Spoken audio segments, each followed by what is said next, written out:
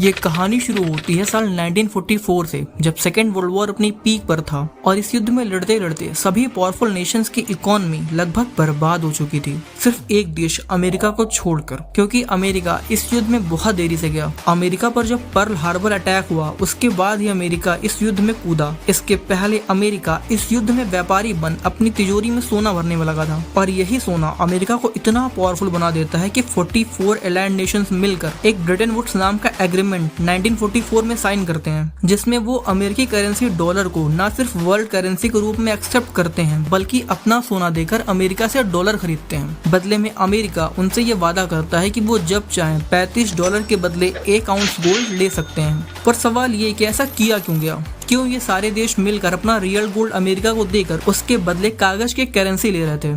इस डॉलर से वो देश भी आपस में व्यापार कर सकते थे जिन्हें एक दूसरे पर बिल्कुल भी भरोसा नहीं था, क्योंकि डॉलर के बदले तो सोना अमेरिका से मिल ही जाता। इसी 1944 के ब्रिटेन वुड्स एग्रीमेंट में 2 नए इंस्टीट्यूशन बने, पहला वर्ल्ड बैंक और दूसरा IMF, जो इस युद्ध में बर्बाद हुए देशों को रीबिल्ड करने के लिए लॉन्ग टर्म लोन देते हैं और बैलेंस ऑफ पेमेंट क्राइसिस से लड़ने में मदद करते हैं। पर इस सारे सिनेरियो में टर्निंग पॉइंट तब आता है जब कुछ देश अपने यहाँ इन्फ्लेशन से लड़ने के लिए डॉलर के बदले सोने की मांग करते हैं। तब उस वक्त के अमेरिकी राष्ट्रपति रिचर्ड निक्सन डॉलर को सोने से अलग कर देते हैं। Currency is based on the strength of that nation's economy, and the American economy is by far the strongest in the world. I have directed Secretary Connally to suspend temporarily the convertibility of the dollar into gold or other reserve assets. The effect of this action, in other words, will be to stabilize the dollar. और 1973 में ये Bretton Woods agreement collapse हो जाता है। पर उस वक्त तक डॉलर काफी स्ट्रॉन्ग ग्लोबल करेंसी का रूप ले चुका था और कई देशों के पास बहुत सारा डॉलर फॉरेन रिजर्व के रूप में पड़ा हुआ था। यहाँ अमेरिका का एक और मास्टर स्ट्रोक काम कर गया। रिचर्ड निक्सन सऊदी अरब को यह मनाने में सफल हो गए कि सऊदी अरब उस वक्त की सबसे कीमती चीज यानी क्रूड ऑयल को सिर्फ डॉलर के बदले बेचे। बदले में अमेरिका उसे और उसकी ऑयल फील्ड को प्रोडक्शन प्रोवाइड करेगा। पर अभी भी अमेरिका का एक और सुपर मास्टर स्ट्रोक बाकी था, जो उसे डॉलर के रूप में एक इनविजिबल वेपन देकर इकोनॉमिक सुपर पावर बनने में मदद करता। इस स्ट्रोक का नाम था स्विफ्ट, यानी society for world wide interbank financial telecommunication. Swift ने डॉलर के डोमिनेंस को एक परमानेंट रूप दे दिया, क्योंकि स्विफ्ट नेटवर्क के थ्रू पेमेंट के लिए देशों के पास डॉलर फॉरेन रिजर्व के रूप में होना चाहिए, और इस नेटवर्क के थ्रू 2 देश आपस में ट्रेड पेमेंट बहुत ही स्मूथली कर सकते हैं। और ये प्रोसेस सालों से चलती आ रही है। अगर सालों से सब इतना ही स्मूथ चल रहा है तो प्रॉब्लम क्या है? क्यों कई देश डॉलर के बिना इंटरनेशनल ट्रेड करना चाहते हैं? ये डी-डॉलराइजेशन का कॉन्सेप्ट इतना क्यों पॉपुलर हो रहा है? देखिए, इसके पीछे 2 मेन रीजंस हैं। पहला, डॉलर की कीमतें लगातार बढ़ती जा रही हैं, और दूसरा, स्विफ्ट नेटवर्क का अमेरिका द्वारा जियोपॉलिटिकल यूज।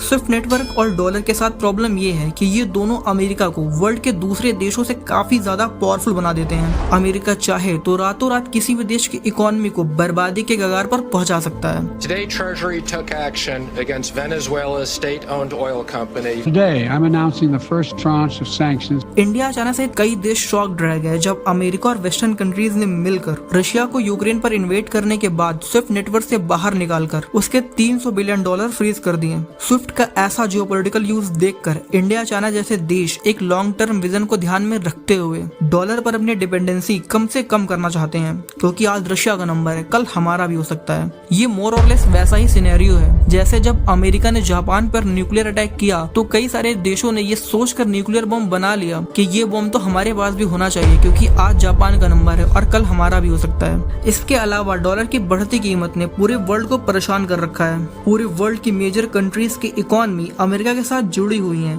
इसलिए जब भी अमेरिकी डॉलर स्ट्रांग होता है तो इसका रिपल इफेक्ट पूरे वर्ल्ड में देखने को मिलता है। पर यहाँ सवाल ये कि डॉलर की कीमत लगातार बढ़ती क्यों जा रही है? जैसे हमारे यहाँ RBI है जो रुपीस की सप्लाईज को कंट्रोल करता है इंटरेस्ट रेट चेंज करके कि वो बैंक को किस ब्याज दर पर लोन देगा। फिर उसी बेसिस पर बैंक ये डिसाइड करती है कि वो अपने कस्टमर को किस ब्याज दर पर लोन देंगे। ठीक यही काम अमेरिका का सेंट्रल बैंक यानी फेडरल रिजर्व भी करता है, और फिलहाल तो फेडरल रिजर्व लगातार अपने इंटरेस्ट रेट बढ़ाता जा रहा है, जिससे डॉलर की कीमत लगातार बढ़ती जा रही है। और इसी वजह से आज डॉलर पिछले 2 दशकों में सबसे स्ट्रॉन्ग पोजीशन पर पहुंच गया है। अभी आप अपनी स्क्रीन पर डेटा देख रहे हैं जनवरी 2022 से 14 सितंबर 2022 तक कौन सी करेंसी कितना गिरी है। डॉलर की कीमत बढ़ने से ट्रेड डेफिसिट बढ़ जाता है, क्योंकि अब सेम अमाउंट ऑफ प्रोडक्ट खरीदने के लिए हमें पहले से ज्यादा पैसे खर्च करने पड़ेंगे, और अभी दुनिया का हाल ये है कि दुनिया का हर देश अपनी करेंसी को बचाने में लगा हुआ है। ब्रिटिश करेंसी तो one of the worst performing currency बन गई है।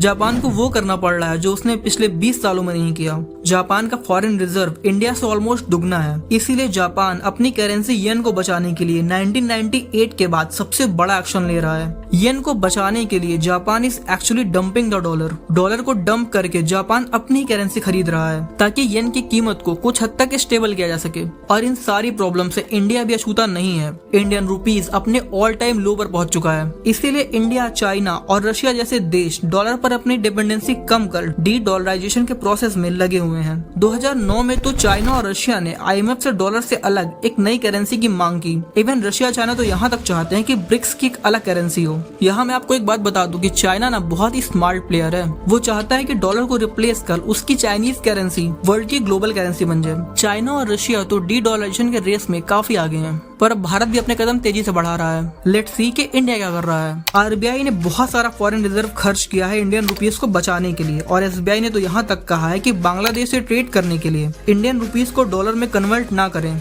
सीधा रुपी और टका में ही ट्रेड करें। सऊदी अरब से बात चल रही है कि दोनों देशों के बीच डॉलर को छोड़कर रूपी रियाल में ट्रेड किया जाए, और तो और हम रशिया से ऑलरेडी डॉलर को इग्नोर कर लोकल करेंसीज में ट्रेड कर रहे हैं। इन सबसे ज्यादा इम्पोर्टेंट 11 जुलाई 2022 को RBI ने गेम चेंजिंग स्टेप चला वॉस्ट्रो अकाउंट खोलने का। वॉस्ट्रो अकाउंट यानी इंडियन बैंक अट्रैक्ट करेंगे फॉरेन बैंक्स को अपने यहाँ अकाउंट खोलने के लिए, ताकि इंडिया और वो देश डॉलर को इग्नोर कर लोकल करेंसी में ही ट्रेड कर पाए। अगर इंडिया की ये वॉस्ट्रो स्ट्रेटजी काम कर गई तो इंडियन रुपीस पहले से काफी मजबूत हो जाएगा। और कुछ रिपोर्ट्स का तो यहाँ तक कहना है कि अगर इंडिया अपने इलेक्ट्रॉनिक इंपोर्ट को कम कर एक्सपोर्ट बढ़ाए और अपने क्रूड ऑयल का पेमेंट डॉलर की जगह रुपीस में करने लगे तो साल 2030 तक डॉलर के अगेंस्ट इंडियन रुपीस 70 रुपीस पर डॉलर तक हो जाएगा। So this is all for today guys. अगर वीडियो अच्छा लगा हो तो वीडियो को लाइक कर चैनल को सब्सक्राइब जरूर कर दें। हम मिलते हैं नेक्स्ट वीडियो में, तब तक के लिए बाय बाय।